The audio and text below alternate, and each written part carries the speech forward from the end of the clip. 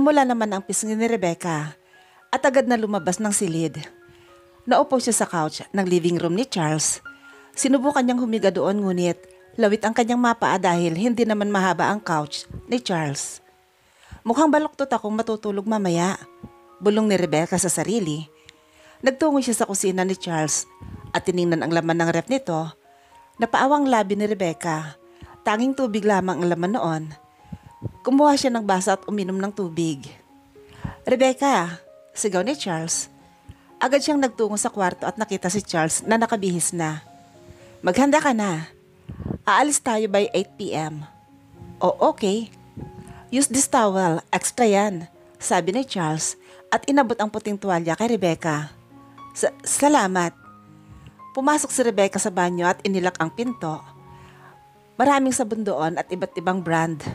Namili si Rebecca na sa tingin niya ay pwede niyang gamitin. Nagsimula na siyang tumapat sa shower at nagbabad. Muli niyang naisip ang kanyang ina na sumasailalim sa operasyon ngayon. "Mama, titiisin ko po ang lahat para gumaling kayo," sabi ni Rebecca at napapikit. Nang matapos siyang maligo, ay lumabas siya ng banyo na tanging tuwalya lamang nakatapis sa katawan. Sarado ang pinto at wala si Charles sa kwarto. Kaya naman sinamantala niya ang pagkakataon na makapagbihis. Tinuyo niya ang kanyang sarili. Ramdam niya ang malamig na buga ng aircon sa kanyang balat. Bra at panty pa lang ang suot niya at akmang magsusuot na siya ng dress. Nang biglang bumukas ang pinto. "Charles!" sigaw ni Rebecca at ipinantakip niya ang hawak niyang dress sa kanyang katawan. I'm sorry. Hindi ko alam na tapos ka na pala." Napayo ko si Charles. Pwede bang lumabas ka muna? Matatapos na ako," sabi ni Rebecca. Agad naman siyang sinunod ni Charles. Napasandal sa pinto si Charles at ramdam niya ang pagsikip ng kanyang pants. Hindi niya akalain na ganoon pala kaganda ang katawan ni Rebecca. Tila ba nakaramdam siya ng init kaya naman nagmamadali siyang uminom ng malamig na tubig. Nang matapos naman si Rebecca sa pagbibihis, ay nagsimula na siyang maglagay ng koloreta sa mukha. Nanood naman ng TV si Charles habang naghihintay sila ng oras. Pagsapit ng 8:00, lumapit si Rebecca kay Charles pero sobrang lakas ng volume ng TV. Kaya naman nang subukan niyang tawagan si Charles, ay hindi ito sumagot. "Charles!" Napatigil si Rebecca nang makitang tulog na tulog si Charles. "Paano na yan? Sabi mo 8:00 tayo aalis. Nakaready na ako tapos ikaw natutulog. Sayang naman ang effort ko sa pagme-makeup, no?" Bulong ni Rebecca sa kapumamewang sa harapan ng natutulog na binata. Sandaling napatitig si Rebecca sa maamong mukha ni Charles. Bigla siyang napaisip kung bakit kaya wala pa rin siyang girlfriend. Samantalang sobrang gwapo naman nito at sobrang yaman pa. Pasalamat ka, pogi ka. Kung hindi, napabuntong hininga si Rebecca, ngunit biglang may kamay na humawak sa kanyang braso. "Kung hindi ano? Bakit hindi mo ituloy?" tanong ni Charles. "Aha? Baka nananaginip ka lang." Naiilang nasabi ni Rebecca. Binitiwan ni Charles ang braso niya at saka pinatay ang TV. Itinaas ni Charles ang dalawa niyang braso at saka nag-inat-inat. "Let's go," sabi ni Charles. Isang text message naman ang natanggap ni Rebecca. Dahilan para mapangiti ito. "Ate, okay na si Mama. Successful ang operasyon. Nagpapahinga na siya ngayon." "Sinong ka-text mo? Hindi ba usapan ay bawal kang mag-boyfriend?" sabi ni Charles at sinamaan siya ng tingin. "Baliw ka ba? Porket nakangiti may ka-text agad na lalaki? Masaya lang ako kasi successful daw ang operasyon ni Mama. Kapatid ko to. Wala akong lalaki kaya huwag kang mag-alala." Napailing si Rebecca kay Charles. Pagdating nila sa parking lot ay nagulat si Rebecca nang pagbuksan siya ng pinto ni Charles. Thank you," naiilang niyang sabi at sumakay.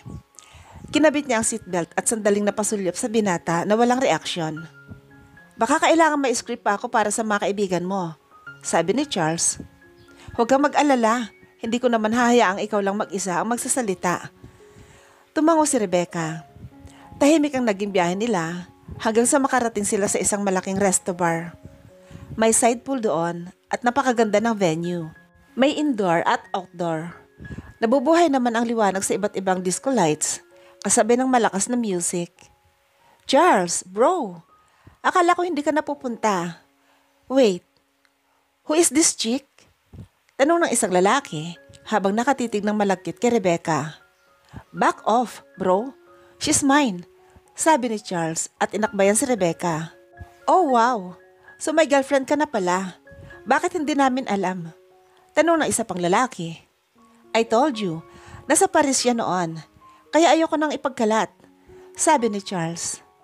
Grabe, ang ganda at ang sexy. Ibang klase ka talaga bro, sabi ng kaibigan ni Charles. Tara, pasok na tayo sa loob. Hinawakan ni Charles ang kamay ni Rebecca. Pagdating sa loob ay mas madami pang tao ang laruan. Dalawang babae naman ang biglang yumapos at humalik kay Charles na ikinagulat ni Rebecca. I'm glad you came. Bakit hindi ka nagre-reply sa mga text messages ko, Charles? Tanong ng isang babae na kulay pula ang buhok. Why would I? Nandito naman na ako. It doesn't matter. Malamig na sabi ni Charles. Anyway, who is she? Tanong na kasamang short hair ng babaeng pula ang buhok. Bianca, Hera, this is Rebecca, my girlfriend. Pagpapakilala ni Charles kay Rebecca. Napaawang naman ang labi ng dalawang babae. Tila ba hindi sila makapaniwala sa sinabi ni Charles. Wait, what? Don't tell me that you rejected me because of this woman. Tanong ng babaeng pula ang buhok na si Hira. Please Hira, we're friends since high school. Ayoko makipagrelasyon sa mga kaibigan ko, sabi ni Charles, bakas ang pagkairita sa tono ng boses nito. Napayo ko naman si Rebecca nang tinignan siya ng masama ni Hira. Let's sit somewhere, sabi ni Charles. Tumango si Rebecca at sumunod kay Charles. Mayroong couch sa gilid ng malaking bintana. Naupo roon si Charles at tinabihan siya ni Rebecca. Ang dami naman palang babaeng nagkakagusto sa'yo.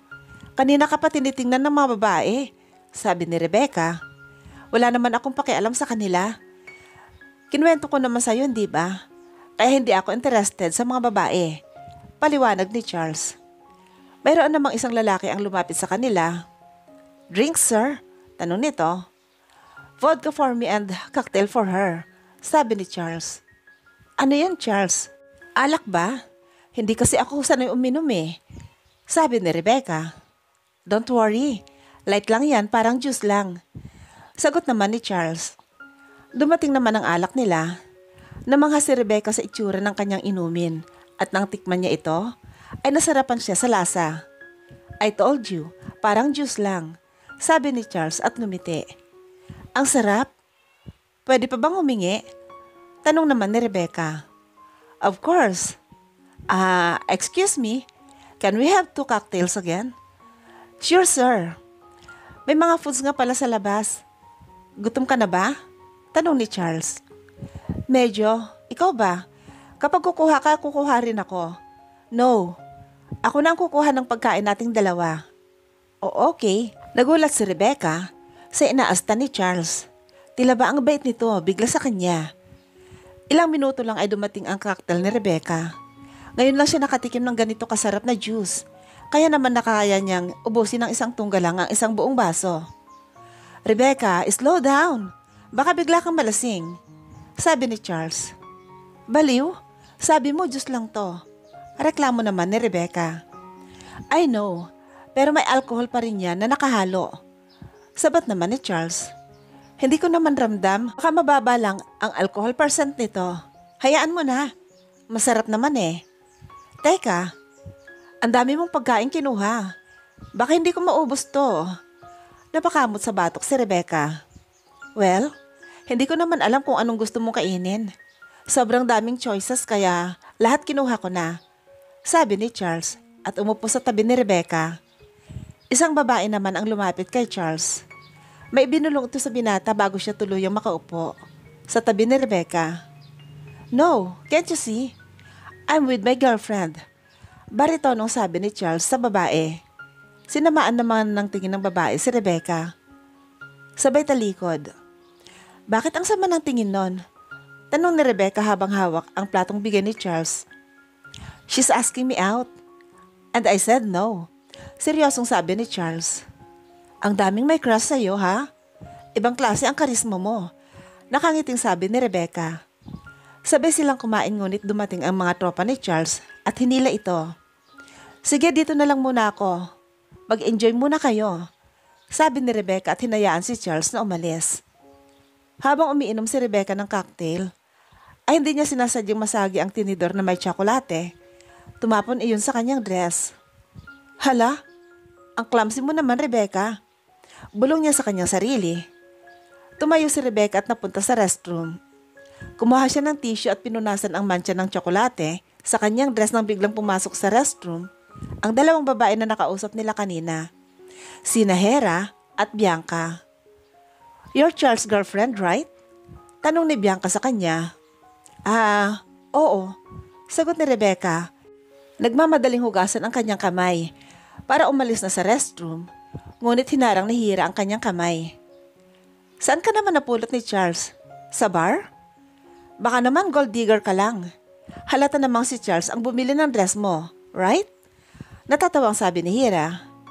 Excuse me, bago mo ako i-judge, sana inisip mo muna kung anong tipong babae ang gusto ni Charles kaya ako ang pinili niya at hindi ikaw. Lakas loob na sabi ni Rebecca. How dare you to talk back? Sigaw ni Bianca at akmang itutulak si Rebecca. Tigilan niyo ako. Hindi ako pumunta dito para makipag-away. Mas lalong wala akong panahon para sa inyong dalawa. Inirapan ni Rebecca ang dalawang babae, saka siya lumabas. Hindi siya pumasok sa ganitong trabaho para lang kahumuhian siya ng mga taong hindi niya ka-level. Dumiretso si Rebecca sa front bar at kumuha ng alak na nakahilera doon. Mabilis niyang tinungga ang alak at hindi niya alam na matapang pala ang alak na yon. Ano bang alak to? Ang sakit sa lalamunan. Bulong niya. Hi miss, ngayon lang kita nakita dito. I'm Jake, by the way. Inilahad ng lalaki ang kanyang kamay kay Rebecca. I'm Charles Monteverde's girlfriend. Pagpapakilala niya sa kanyang sarili. Agad namang napaatras si Jake nang marinig ang pangalan ni Charles. Umalis ito sa takot na ipinagtaka ni Rebecca. Lahat yata takot kay Charles. Bulong ni Rebecca. Rebecca, why are you here? Hinahanap kita sa upuan mo kanina, sabi ni Charles at hinawakan ang pisngi ni Rebecca. Pagtingin ni Rebecca kay Charles ay biglang umikot ang paningin niya. Napapikit ito kaya naman agad na inalalayan ni Charles ang bewang ni Rebecca. Wait, yung kanta, favorite ni Mama at Papa, sing nasabi ni Rebecca. Biglang tumayo si Rebecca at umindak sa dance floor. Agad naman siyang nilapitan ni Charles upang bantayan. Napaawang naman ang labi ni Charles nang mapansing magaling sumayaw ang dalaga. Napalunok ng laway si Charles. Sobrang sexy at ganda ni Rebecca sa kanyang paningin. Charles, sayaw ka na. Come on. Huwag kang KJ. Sigaw ni Rebecca at hinawakan ang dalawang kamay ni Charles. Sa kanya sinayaw ang binata. Nang biglang mapasandal si Rebecca sa matipunong dibdib ni Charles. Are you drunk? Ano bang sinat mong alak? Hindi ka nga marunong uminom tapos. Gosh, Rebecca, you're wasted. Inis na sabi ni Charles. Mabilis niyang inakay si Rebecca na ngayon ay nakapikit na. Habang naglalakad sila sa exit, ay hinarang sila ng tropa ni Charles. Oh, anong nangyari sa girlfriend mo? Tanong ng kaibigan ni Charles. She's drunk. We need to go home. Mukhang nag-enjoy kayo. Anyway, ingat kayo ha. Thanks bro. Sinakay ni Charles si Rebecca sa passenger seat. Tulog na tulog pa rin si Rebecca hanggang sa makarating sila sa kondo. Binuhat ni Charles si Rebecca ng pa-bridal style. Dinala ni Charles si Rebecca sa kanyang kama at tinanggal ang sandals nito. Ano ba? Bulong ni Rebecca. Tulog ito ngunit nagsasalita. Napabuntong hininga si Charles at nagtanggal ng kanyang damit. Kumuha siya ng white sando at boxer shorts sa kanyang closet. Nagbihis ito sa harapan ni Rebecca dahil tulog naman ito. Akmang higa na siya sa tabi ni Rebecca, ngunit nakita niyang nagkakamos si Rebecca at tila ba hindi komportable sa kanyang suot. Gosh, do I really need to do this? I hired you to be my girlfriend and serve me. Pero bakit parang ako pang nag-aalaga sa'yo? Reklamo ni Charles at saka lumapit kay Rebecca. Hindi siya nagdalawang isip na tanggalin ang dress ni Rebecca. Pinunasan din ni Charles ng wipes ang mukha ni Rebecca upang matanggal lang ang makeup niya. Sinuotan ni Charles ng simpleng sando at shorts si Rebecca. Napakagat sa ibabang labis si Charles. Hindi ako dapat magkagusto sa iyo, Rebecca. Tumabi siya kay Rebecca at tinalikuran siya. Kinabukasan, nagising si Rebecca na masakit ang ulo. Nagulat siya na makitang iba na ang suot nito at nasa kama siya ni Charles. Nang ilibot niya ang kanyang mga mata, ay wala na si Charles sa kanyang paningin. Rebecca, breakfast is ready, sabi ni Charles at biglang sumulpot sa pinto. Anong nangyari kagabi? Bakit ito na ang suot ko? Anong ginawa mo sa akin? Naguguluhang sigaw ni Rebecca. You're wasted, Rebecca. Dapat akong magalit sa'yo. Hindi ko sinabing mag-inom ka at magpakalasing. I showed you off to my friends para malaman nilang may girlfriend ako. But you're making a bad impression. Yun na lang ang trabaho mo. Gawin mo naman ang tama at wala akong ginawa sa'yo. Nilinis ko pa nga yung mukha mo at inalagaan ka. Napayo ko si Rebecca. Nakaramdam ito ng pagka-guilty. Sa huling sandalang iyon ay narealize niyang hindi naman pala talaga masamang tao si Charles.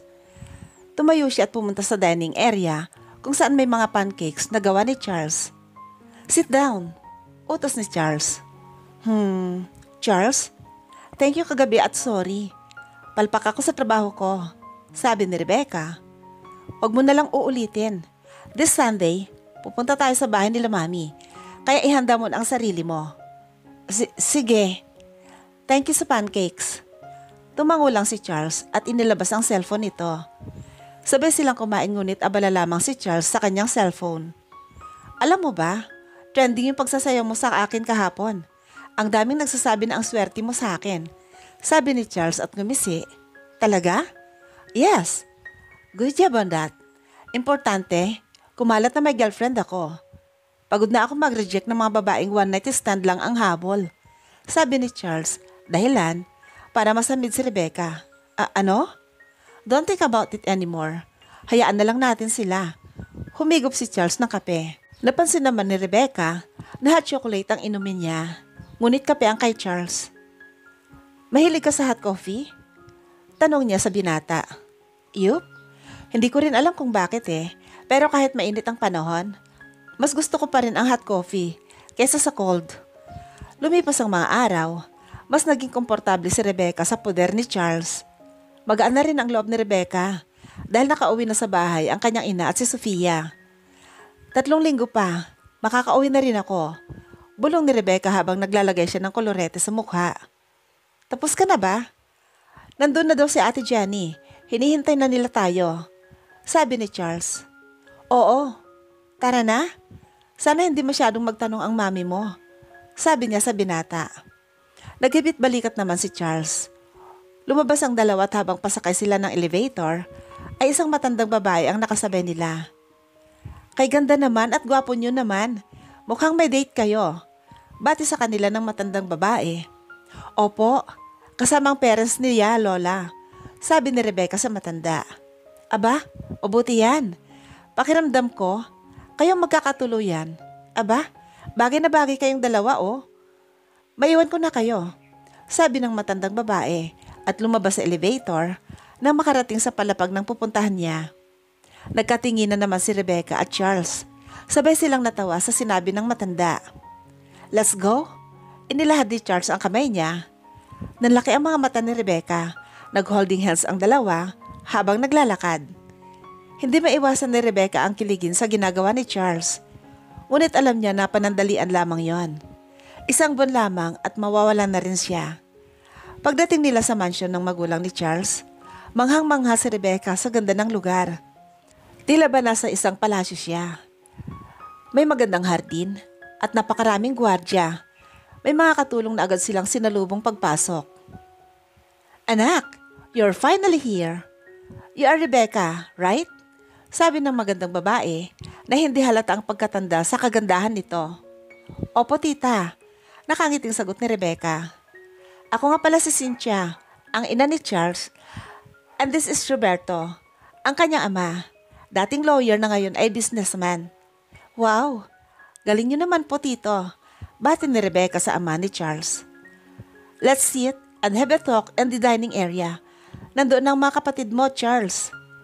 Hinawakan ni Charles ang kamay ni Rebecca at nang makarating sila sa dining area, ay isang malaking lamesa ang naghihintay sa kanila. Puno ng iba't ibang pagkain. Isang babae at isang lalaki naman ang naroon na nakaupo na. Rebecca, bati ni Jenny at tumayo para makipagbeso kay Rebecca. This is our youngest brother, Justin. Baby boy pa rin naman siya kahit may baby na din siya. Ate, stop it. Masungit na sabi nito. Nagkatinginan si Rebecca at Justin. Ginitian niya ang bata ngunit hindi siya pinansin nito. Masungit talaga si Justin. Hayaan mo na siya. Paupo na kayo. Sit beside me, Rebecca, sabi ni Charles. Sumunod si Rebecca at tumabi kay Charles. Dumating ang isang katulong para lagyan ng wine ang mga baso. So, Iha, what do you do in life right now? Tanong ng ama ni Charles. I'm an accountant po, CPA. Pagsisinungaling ni Rebecca, iyon ang kursong kanyang kinukuha ngunit hindi pa rin siya tapos ng pag-aaral. Perfect, para sa isang CEO. Hindi ba, Charles? Nakangiting sabi ng kanyang ina. I agree. Beauty and brains kaya si Rebecca. I really like her for Charles. Komento ni Jenny. Thank you, ate. Masayang sagot naman ni Rebecca.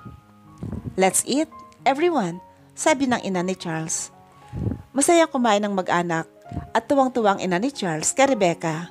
Napakasimple lang ni Rebecca at naalala ni Cynthia ang kanyang kabataan kay Rebecca. So, kailan ang kasal ninyo? Tanong ng ama ni Charles. Dahilan para masamid si Rebecca. Dad, huwag mo kaming madaliin, sabi ni Charles. Anak, hindi ka na pabata. Napakabilis lang ng oras. Years later, nasa 30 ka na. Kung hindi ka pa nga namin pinresyo na mag-girlfriend, ay hindi mo pa ipapakilala sa amin itong si Rebecca. Paliwanag ng kanyang ama. We will, okay? Pero hindi pa ngayon. Why not rush things? Wala naman na kayong kailangan. Nasagutin namin ng dad mo ang wedding plus, nandyan ang ate mo to help you. Gustong-gusto ka na naming masettle. Unless, inutusan mo lang itong si Rebecca na maging girlfriend mo kunwari, kaya ayaw mong magpakasal sa kanya. Tumatawang sabi ng ginang, na ikinagulat ni Rebecca. Po? Napatigil sa pagkain si Rebecca. I'm just kidding, iha. Ito kasi si Charles ang bagal-bagal. I want more grandchildren. Nakakaboard dito sa bahay. Lagi na may pasok ang mga anak ni Jenny, kaya wala na akong inaalagaan dito. Samantalang itong si Justin, nasa asawa ang mga anak. Uminom ng juice ang ginang at napatingin kay Rebecca. Don't tell me hindi ka pa handang pakasalan ng anak ko. Hindi naman po sa ganoon, tita. Gusto ko lang pong makilala pa si Charles ng lubos, lalo na't nagli-live-in po kami. Palusot ni Rebecca. Ma'am, baka isipin ni Rebecca kaya ko lang siya nagustuhan ay dahil kailangan ko ng babaeng papakasalan. I love her so much, Mommy, Daddy. Ayoko siyang madaliin. Dadating din naman kami sa pagpapakasal. Hintayin niyo na lang sana kami na magdesisyon. Malumanay ang boses ni Charles. Napatitig si Rebecca sa binata. Nakaramdam ng kilig si Rebecca dahil tila ba totoo ang sinasabi ni Charles. Alam niyang palabas lang ang lahat. Ngunit hindi niya na mapigilang mahulog sa binata. Nang matapos silang kumain, ay inilibot ni Charles si Rebecca sa kanilang mansion. Nagkukwento si Charles ng mga childhood memories niya sa kanilang bahay. Masaya namang nakikinig si Rebecca. Dito sa garden, maraming isda na ko'y dati. Tuwing umaga lagi ko silang pinapakain. Tapos pinapanood ko sila. May time pa nga na binibilang ko pa. Tapos isang araw pag uwi ko, galing school, nagulat na lang ako. May dalawang namatay hanggang sa parang nalason sila sa tubig. At namatay silang lahat. Para akong tanga dati, umiiyak ako dito mismo sa pond na to. Natatawang kwento ni Charles. Ngiti si Rebecca. Hindi dahil sa kwento ni Charles, ngunit dahil sa mga ngiti nito. Pet lover ka pala? Tanong ni Rebecca. I don't know. After that, hindi na nila nilagyan ng isda ang pond. Mamamatay lang din daw kasi. Baka daw umiyak ako ulit. Sabi ni Charles. Napayakap si Rebecca sa kanyang sarili nang maramdaman ang lamig ng simoy ng hangin. Napansin naman yun ni Charles kaya agad niyang hinubad ang coat nito at maingat na inilagay ni Charles ang coat sa mga balikat ng dalaga. Thank you.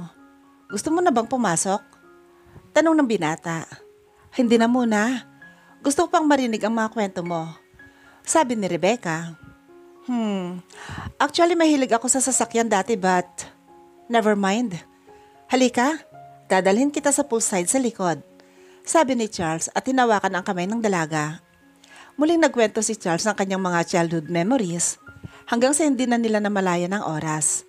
Habang nakaupo sila sa maliit na bench, ay napahikap si Rebecca sa antok. Inaantok ka na? Dapat sinabi mo. Pumasok na tayo sa loob. Sabi ni Charles at hinawakan ang kamay ni Rebecca. Dito tayo matutulog? Tanong ng dalaga. Oo, sa luma kong kwarto. It's still the same dahil nililinis ng mga maid. Naglakad silang papasok ng mansion at nagulat sila nang makita ang oras. 11:00 na pala ng gabi. Napasarap ang kwentuhan natin, sabi ng binata. Napangiti si Rebecca. Masaya siya dahil mukhang nagpapakatotoo sa kanya si Charles at ikinukwento ang buhay nito sa kanya. Saan ako matutulog, Charles? Tanong ng dalaga. My bed is small but kasya naman siguro tayo. Hindi naman kita pwedeng hayaang matulog sa lapag. Saka binuksan ng binata ang aircon ng kwarto. Sa bagay, tama ka. Naupo naman ang dalaga sa gilid ng kama. May mga t-shirt at shorts pa ako dito. Gusto mong magpalit ng damit? Tanong ng binata sa kanya. Oo sana. Okay lang ba? Mahirap matulog na suot tong dress. Sabi ng dalaga. Agad na kumuha si Charles ng mga damit at ibinigay sa kanya. Agad namang pumasok ng banyo si Rebecca at doon nagbihis.